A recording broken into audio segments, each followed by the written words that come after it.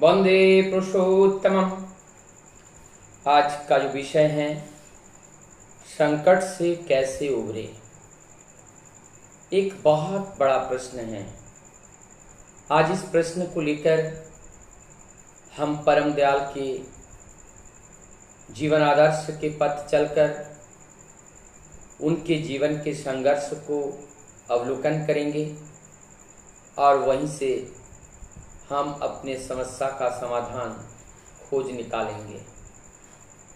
संकट जब सामने आती हैं तो हमें वीर की तरह खड़ा रहना पड़ता है। संकट काल में बुद्धि भ्रष्ट हो जाती है।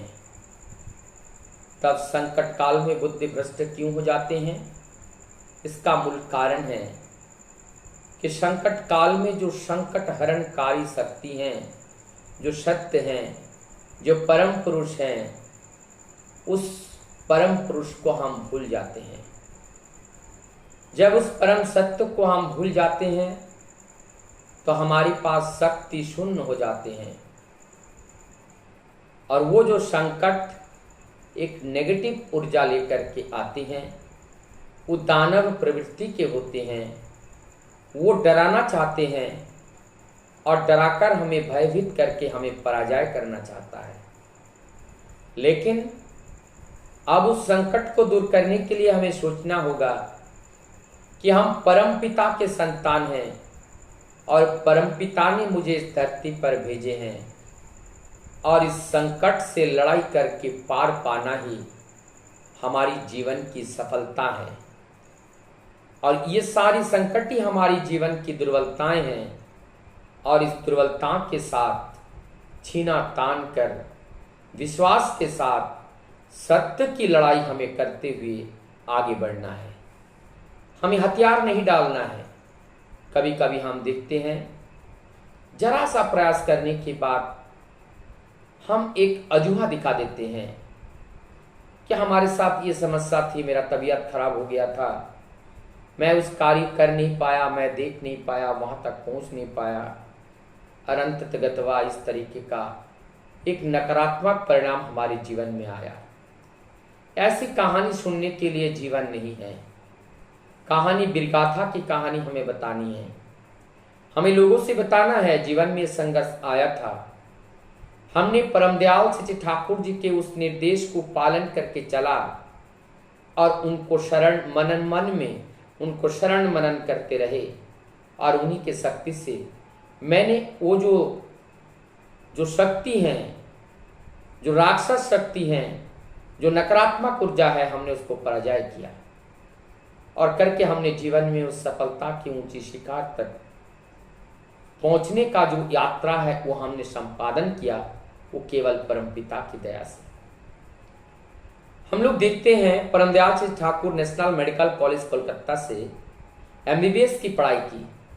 पास में एक पैसा नहीं, खाने के लिए कोई राशन नहीं, पानी पी करके बिताएं, स्टेशन पे जा करके न्यूज़पेपर बिछाकर वहाँ पर लेटे, बारपोस्ट की लाइट से उन्होंने पढ़ाई की, लेकिन अपने संकल्प से कभी अडिंग नहीं हुआ, उसको पूरा करके ही छोड़ा। तो उनको हम ग्रहण करके चल रहे हैं। इसका मतलब हमारे जीवन में कोई संकट आने का कोई दरवाजा ही खुला नहीं रखेंगे, क्योंकि हम परम पिता के संतान हैं। वो चतुर चूड़ामणि हैं और उनकी चतुरता की जो विद्या है हम लोग भी सीख रहे हैं। तो जब हम सीख रहे हैं परम पिता की उस शक्ति से, हमारे सामने आने वाली हर संकट भी दूरीभूत होगा। आज जिस सत्संग को देख रहे हैं, इनका फाउंडेशन परम दयाल सच्चे ठाकुर जी ने रखी। कितना संघर्ष करना पड़ा।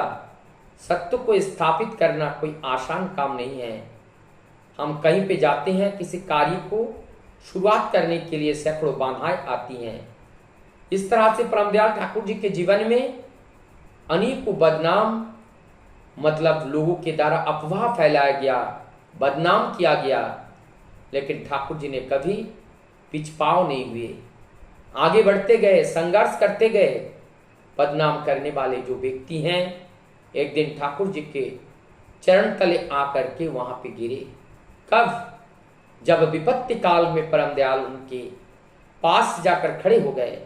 ऐसे अनेक घटनाएं हैं। एक जने का जमीन और घर मकान सब कुर्क हो रहा था। ये हिमायतपुर पाबना की बात है।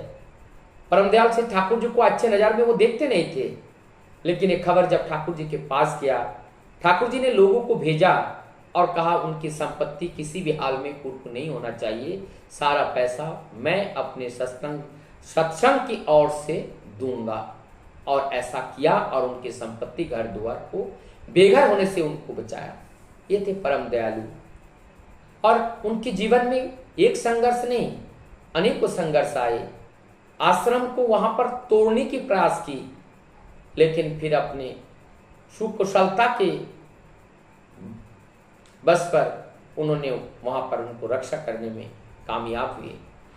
ऐसे अनेकों घटनाएं हैं जो जीवन में आता रहा, लेकिन सारी घटनाओं को, सारी विषम परिस्थितियों को, सारी प्रतिकूलताओं को अनुकूलताओं में तब्दील करने में वो सक्षम रहे। तभी तो परम दयाल श्री ठाकुर जी का नाम अनुकूल पड़ा। अनुकूल का मानी ही है कि हमारे जीवन की सारी प्रतिकूलताओं को दूर कर अनुकूलता में परिवर्तित करना। ये परम दयाल के दया से ये होती हैं, सबके जीवन में होती हैं। आप सब अपने जीवन में संघर्ष करके ही यहाँ तक आए हैं। और देखिए वो संघर्ष का जो साहस है, हमारे अंदर जो विल पावर है, हमारे अंदर जो सत्य है, वो सत्य ही हमारी शक्ति बनती है। और वो शक्ति जब जागृत होती है तो हर जगह हम विजय प्राप्त करते हैं। हम कहीं डरते नहीं हैं, हम निडर होकर के आगे बढ़ते हैं। संकट को भयभीत होने से हम पराजय होते हैं। संकट को कभी भी हमें भयभीत नहीं होना है, डट करके उसका मुकाबला करना है। जब हम डटकर मुकाबला करते हैं तो हम पराजय करने में सफल होते हैं। हम कायर नहीं हैं, हम वीर हैं, क्योंकि हम परम पिता के संतान हैं। निश्चित हम अपने जीवन में विजय प्राप्त करके ही रहेंगे। वंदे पुरुष।